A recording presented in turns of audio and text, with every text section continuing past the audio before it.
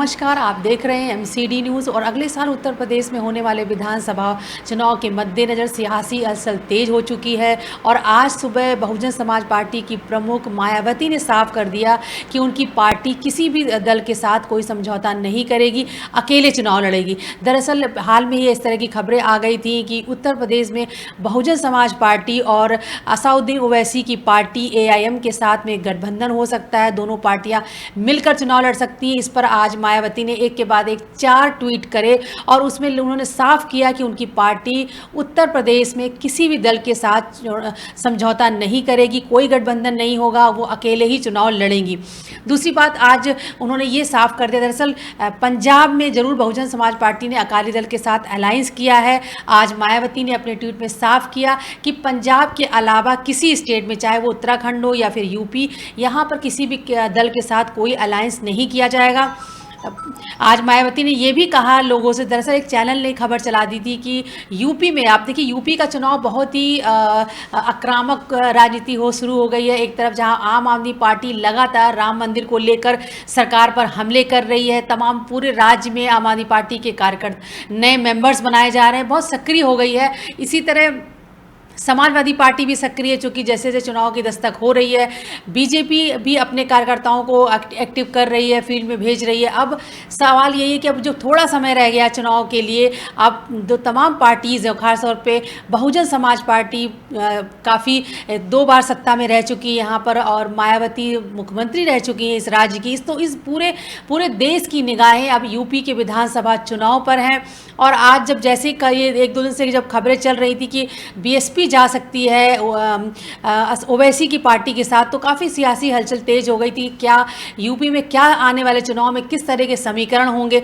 आज मायावती ने इन सभी जो आशंकाएं थी उनको साफ करते हुए कह दिया कि ओवैसी की पार्टी के साथ हमारा कोई समझौता नहीं हो रहा, कोई गठबंधन नहीं हो रहा। इस तरह की खबरें भ्रामक है। साथ में उन्होंने ये भी कह दिया कि सतीश चंद्र मिश्रा को उन्होंने नेशनल मीडिया कोऑर्डिनेटर बनाने का भी ऐलान किया।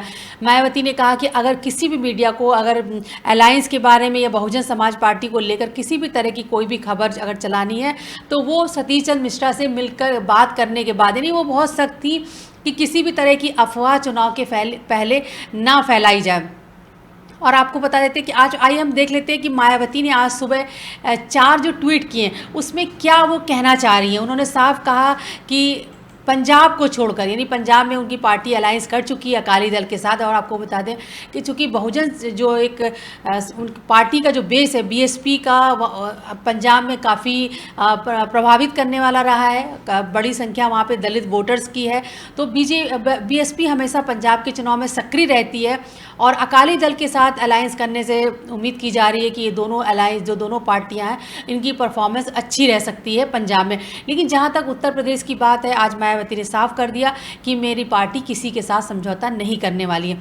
आइए हम देखते हैं कि आज मायावती ने जो ये आज ट्वीट किए उसके क्या मायने हैं।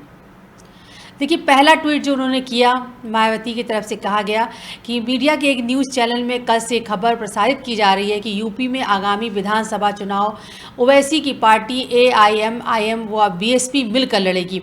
ये खबर पूर्णतः गलत, भ्रामक व तथ्यहीन है। इसमें रत्ती भर भी सच्चाई नहीं है तथा बीएसपी इसका जोरदार खंडन करती है। मायावती ने साफ कर दिया कि ओवैसी की पार्टी के साथ उनका कोई अलायंस नहीं होने वाला है।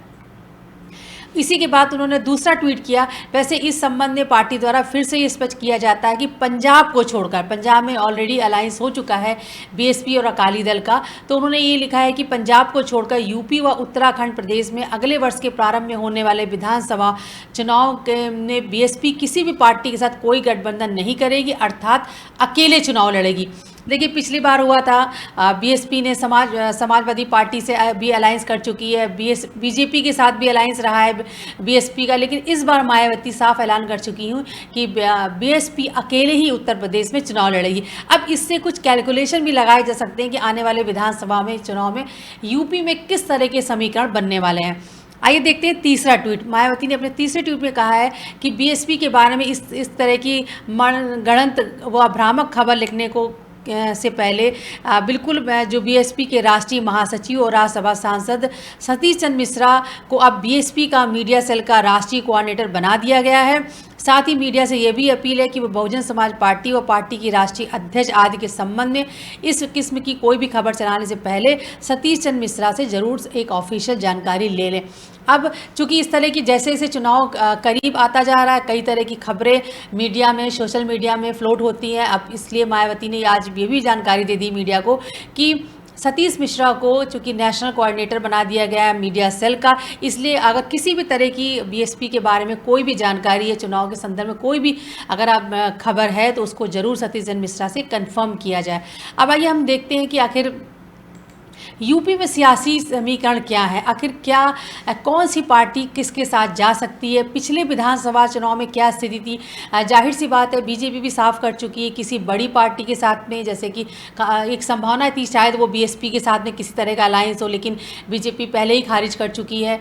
और सपा ने भी ऐसा कह दिया कि छोटे दलों के साथ जा सकते हैं। तो फिलहाल सपा या कांग्रेस के बीच भी अलायंस की कोई संभावना नहीं दिख रही है। पिछले दिनों एक खबर जरूर आई थी कि कांग्रेस नेता प्रियंका गांधी ने करीब 50 ऐसे नेता थे जिनको कि पर्सनली फ़ोन करके कहा था कि आप चुनाव के लिए तैयार हो जाइए, तैयारी शुरू कर दीजिए, आपको टिकट मिलने वाला। तो जैसे जैसे चुनाव की ये करीब आता जा रहा है और चुनावी जो हलचल है, राजनीतिक जो हरकत चीज़ें हैं वो बढ़ती जा रही हैं। एक तरफ आम आदमी पार्टी भी लगातार सक्रिय है। आम आदमी पार्टी के नेता और सांसद संजय सिंह लगातार लखनऊ में डेरा जमाए हुए हैं। राम मंदिर मुद्दे को लेकर लगातार बीजेपी पे आक्रामक है। अब देखते हैं कि बीजेपी, कांग्रेस, जो खासतौर पे जो विपक्षी पार्टियां हैं, कांग्रेस, आम आदमी पार्टी, समाजवादी पार्टी और बहुजन समाज पार्टी के खेमे में किस तरह की हलचल है, इस पर बात करने के लिए हमारे साथ जुड़ेंगे हमारे संवाददाता चेतन त्रिवेदी, जिनसे हम बात करेंगे कि आखिर क्या होने वाला अगले चुनाव में। बाकी अगर ये जो अलायंस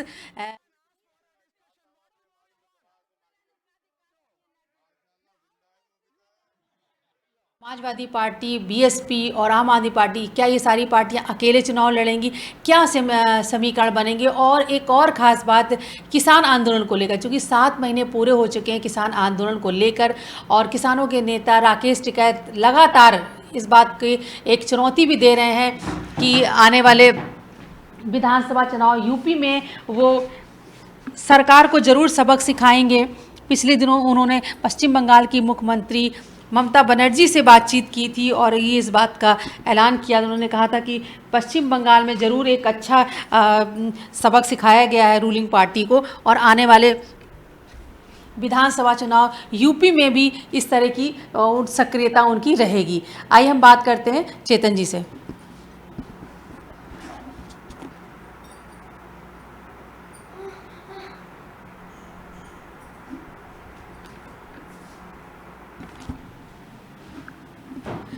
चेतन जी, जो जिस तरह के संभावनाएं दिख रही हैं यूपी में, जिस तरह के समीकरण बनने जा रहे हैं, अब आप देखिए कि आज बहुजन समाज पार्टी ने ओवैसी की पार्टी के साथ में तो अलायंस करने से मना कर दिया, तो क्या सपा और बसपा में अलायंस की कोई बातचीत बन रही है। और ख़ास तौर पे बीएसपी की स्थिति देखनी होगी। बीएसपी के हाल ही में हमने देखा कि उनके 11 विधायक जो पार्टी से निकाले जा चुके हैं, जो निलंबित किए जा चुके हैं, उन्होंने इस बात के संकेत दिए थे कि वो समाजवादी पार्टी में शामिल हो सकते हैं। और इन 11 विधायकों ने अखिलेश यादव से, जो पूर्व मुख्यमंत्री हैं और सपा के मुखिया हैं, उनसे मुलाकात की थी। उसके बाद मायावती की तरफ से इस तरह के बयान आया था कि ऐसी कोई संभावना नहीं बन रही है और कोई भी सपा, जो बसपा का विधायक है वो सपा में नहीं जा रहा है। अगर ऐसा हुआ तो सपा में भी विद्रोह हो सकता है। देखिए, सपा और जो बसपा के बीच एक तलखी है वो हमें दिख रही है। तो इससे तो एक बात साफ हो रही कि अभी फ़िलहाल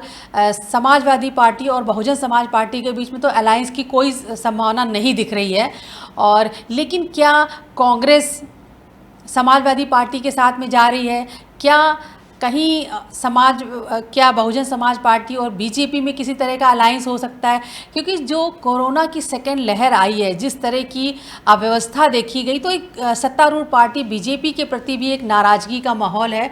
और शायद बीजेपी में भी अंदर ये महसूस किया जा रहा है कि चुनाव से पहले माहौल को ठीक करने की ज़रूरत हो सकती है और आने वाला चुनाव में इतनी योगी की जीत इतनी आसान नहीं होगी। तो ऐसे में क्या बहुजन समाज पार्टी और बीजेपी के बीच में किसी तरह का अलायंस की कोई संभावना बनती है, या समाजवादी पार्टी कांग्रेस में कोई, क्योंकि कोई अलायंस की संभावना मिलती है। हालांकि पिछले बार समाजवादी पार्टी और कांग्रेस के का जो अलायंस था उसका रिजल्ट अच्छा नहीं हुआ था। तो आने वाले चुनाव में आप किस तरह के सियासी समीकरण देख रहे हैं उत्तर प्रदेश में? देखिए, उत्तर प्रदेश की राजनीति तेज़ी से करवट बदल रही है। जिस तरह से चुनाव नज़दीक आते जा रहे हैं, उसी तरीके से राजनीतिक दलों का जो पारा है वो भी बदलता जा रहा है। तमाम सारे राजनीतिक नए नए समीकरण उभरने के लिए तैयार हो रहे हैं। कुछ जो अभी तक जिन जिन पार्टियों में थे वो पार्टियां छोड़ के दूसरी पार्टियों में मिलने जा रहे हैं। दरअसल पूरा जो खेल है वो सत्ता में बने रहने का खेल खेला जा रहा है। मैं बता दूं, जो पिछला चुनाव जो 2017 में हुआ था, उसमें जो सबसे बड़े दल के रूप में जो उभरी थी वो भारतीय जनता पार्टी थी। उसमें 312 सीटें जीत करके पार्टी ने विजय हासिल की थी और बहुजन समाज पार्टी ने 19 सीटें हासिल करी थी। जबकि जो दूसरा सबसे बड़ा जो दल था वो समाजवादी पार्टी ने सीटें जीती थी। जो उत्तर प्रदेश में 47 सीटें 47 सीटें जीत करके समाजवादी पार्टी दूसरे नंबर पे रही। और बहुजन समाज पार्टी का जो सबसे निचला ग्राफ था वो 2017 में सामने देखा गया। इससे पहले मैं बता दूं, जो 2012 में चुनाव हुए थे उसमें 80 सीटें बहुजन समाज पार्टी को मिली थी और 2007 में जो चुनाव हुआ था उसमें 206 सीटें मिली थी, यानी कि पूर्ण जो बहुमत की सरकार बनी थी। तो जो ये 2007 का चुनाव था जिसमें पूर्ण बहुमत के साथ मायावती की सरकार बनी थी, उसके बाद से लगातार जो अगला चुनाव हुआ 2012 में, उसमें मायावती 80 सीटों पे पहुंच गई और उसी दौर में समाजवादी पार्टी को सबसे ज़्यादा 224 सीटें मिली। लेकिन 2017 को जो चुनाव हुआ, जो पिछला जो चुनाव हुआ था, उसमें मायावती का जो ग्राफ था, यानी कि बहुजन समाज पार्टी का जो ग्राफ था, वो 19 सीटों पे पहुंच गया और समाजवादी 47 सीटों पे पहुंच गई। और इस बार जो पिछला चुनाव हुआ था उसमें भारतीय जनता पार्टी सबसे बड़े दल के रूप में उभरी और क्लियर मेजॉरिटी मिली उन्हें, पूर्ण बहुमत मिला 312 सीटों से। देखिए, जो 2019 का चुनाव होने जा रहा है उसमें तमाम सारे नए नए समीकरण उभरने की संभावना है। लेकिन मैं यहाँ पर एक बात यह है कि जो बीजेपी उसने पहले ही साफ कर दिया है, वो छोटे छत्रपों से तो उनका अलायंस हो सकता है, जो क्षेत्रीय छत्रप हैं, लेकिन वो किसी बड़ी राजनीतिक दल से कोई अलायंस, प्री पोल अलायंस नहीं करेंगे। अभी तक बात सिर्फ प्री पोल अलायंस की है, पोस्ट पोल अलायंस की बात अभी कुछ नहीं करी जा रही है। अगर अलायंस के बाद, अगर चुनाव के बाद नतीजे कुछ और आते हैं तो पार्टियां अपना समीकरण बदल सकती हैं। लेकिन फिलहाल प्री पोल अलायंस के लिए बीजेपी ने पहले मना कर दिया है। लेकिन समाजवादी पार्टी जो है वो लगातार लोगों का जोड़ने का सिलसिला जो है समाजवादी पार्टी में जारी है। अभी कुछ दिन पहले, अभी लगभग एक हफ्ते पहले ही कई जो विधायक थे जो बसपा से निष्कासित थे, जिनमें से कुछ करीब 1 दर्जन के आसपास उनकी संख्या थी, और वो जाकर के वहाँ पर मिले थे, जो सुप्रीमो हैं समाजवादी पार्टी के अखिलेश यादव, उनसे मुलाकात करी थी। काफ़ी देर तक ये लखनऊ में जो पार्टी का हेडक्वार्टर है वहाँ पर बातचीत चली। माना ये जा रहा है कि अभी जो है पूरी तरीके से हरी झंडी नहीं हुई है समाजवादी पार्टी की तरफ से, इसलिए अभी वो पूरी एक औपचारिक जो ऐलान है वो नहीं हो पाया। लेकिन अंदर खाने में पूरी बातचीत हो चुकी है। जो सूत्र हैं वो ये भी कह रहे हैं कि समाजवादी पार्टी तमाम जो 11 विधायक हैं, जो उसके सिटिंग विधायक, विद्रोही विधायक हैं, उनमें से कई को टिकट इस बार कट सकता है। तो जो जिनका टिकट जिस पार्टी में कट सकता है वो दूसरे दलों में गठबंधन करके नए नए समीकरण बनाने को बेताब हैं। और इसीलिए जो अभी हालिया जो नया ये डेवलपमेंट हो रहा है उसको भी उसी से जोड़कर देखा जा रहा है। दूसरा सबसे अहम मुद्दा ये है कि चूँकि बहुजन समाज पार्टी ने हाल में ही अकाली दल से, अभी वहाँ पंजाब के जो चुनाव होने वाले हैं, 5 राज्यों के चुनाव अगले साल होने, उनमें से पंजाब भी शामिल है, वहाँ पर प्री पोल अलायंस करा है अकाली दल से। बाकायदे एक बैठक हुई थी, उसमें बसपा के महासचिव पहुंचे थे सतीश चंद्र मिश्रा, और वहां पर अकाली दल प्रमुख से उनकी बातचीत हुई और दोनों ने और मीडिया के सामने आकर औपचारिक ऐलान करा। इसी के बाद से एक आकलन था, लगाया जा रहा था कुछ मीडिया हाउसेस का कि यूपी में भी अलायंस हो सकता है। और मैं बता दूं, असउद्दीन ओवैसी की जो पार्टी है वो लगातार कहा जाता है कि समाजवादी पार्टी के वोट काटती रही है। दरअसल एक बहुत बड़ा वर्ग है जो मुस्लिम का, वो लगातार वोट करता है समाजवादी पार्टी को, लेकिन चूंकि असउद AIMIM जहाँ पे चुनाव लड़ती है वहाँ पर वो वोट काटने का काम करती है। तो कुछ लोग जो है, कुछ विरोधी जो है MIM के, वो उनका यही कहना है कि बीजेपी के इशारे पर ही MIM चुनाव लड़ती है। लेकिन जो बिहार में प्रदर्शन था MIM का पिछले दिनों, वो खासा एक चौंकाने वाला था। कई विधायक पार्टी के जीत करके आए थे वहाँ पर। इसके बाद से जो एक हौसला है AIMIM का, वो खासा बुलंद है। माना जा रहा है कि आगे आने वाले जो 5 राज्य के चुनाव हैं वहाँ पर एक अहम रोल अदा करेगी।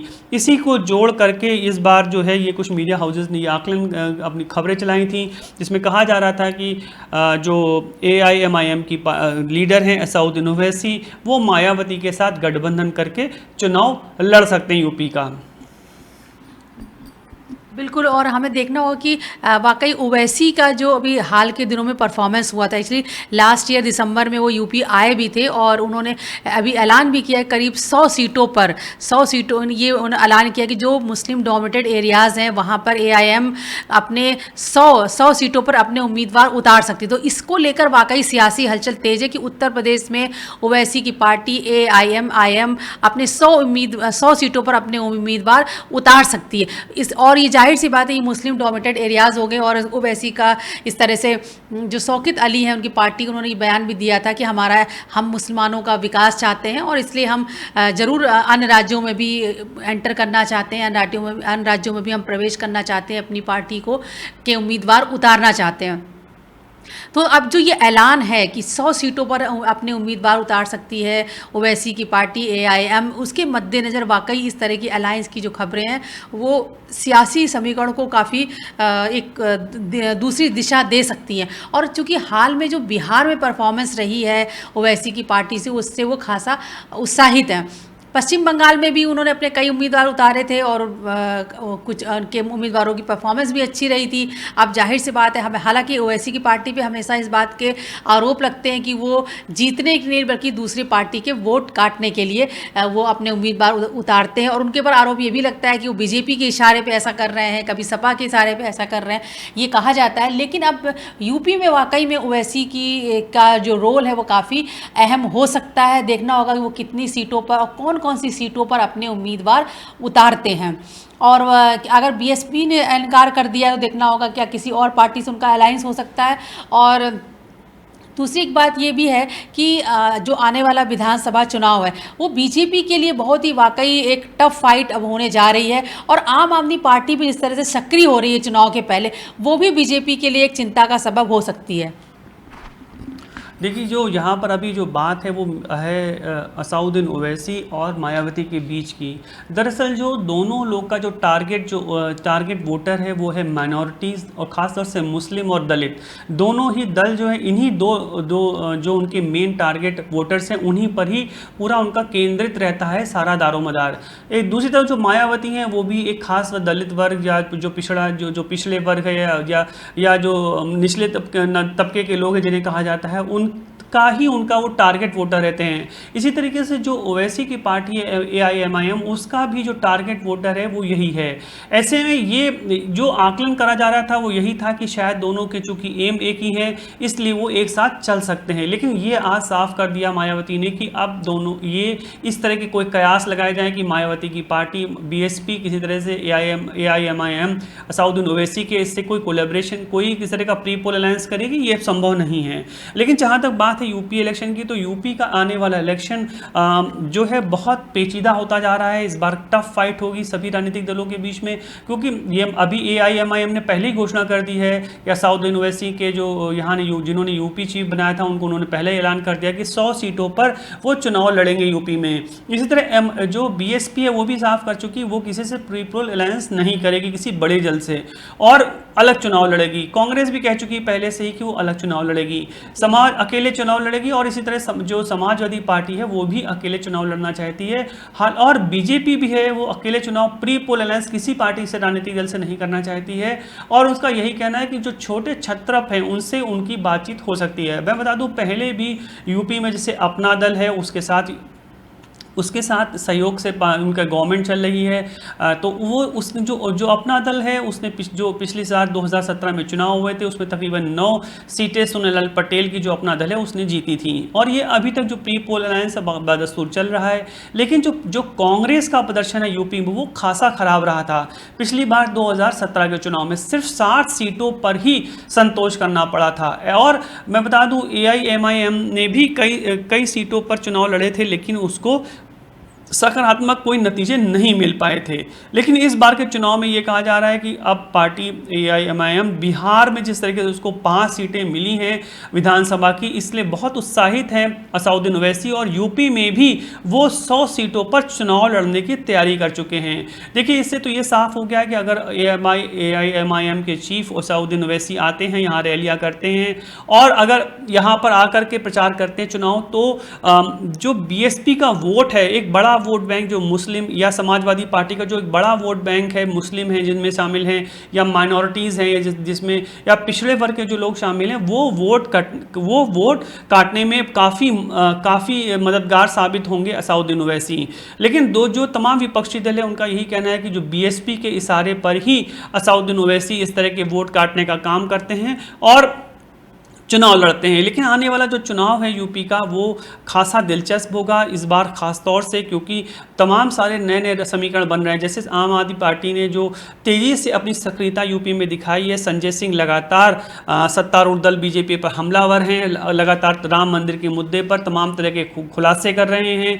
इसके अलावा समाजवादी पार्टी भी लगातार राम मंदिर की ज़मीन जो घोटाला हुआ, जो कथित घोटाला है उस पर लगातार खुलासे कर रहे हैं। दावा किए जा रहे हैं कि ये मंदिर की जो ज़मीन खरीदी गई उसमें बड़ा घोटाला हुआ है। दूसरी तरफ जो मंदिर का ट्रस्ट है वो लगातार तैयारी कर रहा है जिन लोगों ने आरोप लगाए उन पर उनके खिलाफ कार्रवाई करने का। दरअसल मंदिर जो ट्रस्ट है उसका भी यही मानना है कि जो ये पूरा खेल हो रहा है वो पूरा यूपी के चुनाव को ध्यान में रख के ही खेला जा रहा है। जिस तरह के खुलासे किए जा रहे हैं लगातार, उसके पीछे कहीं ना कहीं पर यूपी चुनाव ही एक बड़ा एम है। तो ऐसे में ये जो है जो आम आदमी पार्टी है अभी दावा करा है, कुछ दिन पहले प्रेस कॉन्फ्रेंस करके संजय सिंह ने, आम आदमी पार्टी के सांसद, उन्होंने कहा है कि 1 महीने के अंदर 1 करोड़ सदस्यता अभियान चलाया जाएगा यूपी में। यानी कि उनका जो पूरा एक तरीके का जो ध्येय है, पूरा एक उनका जो अर्जुन की तरह जो उनकी निगाह टिकी हुई है वो यूपी के चुनाव पर है।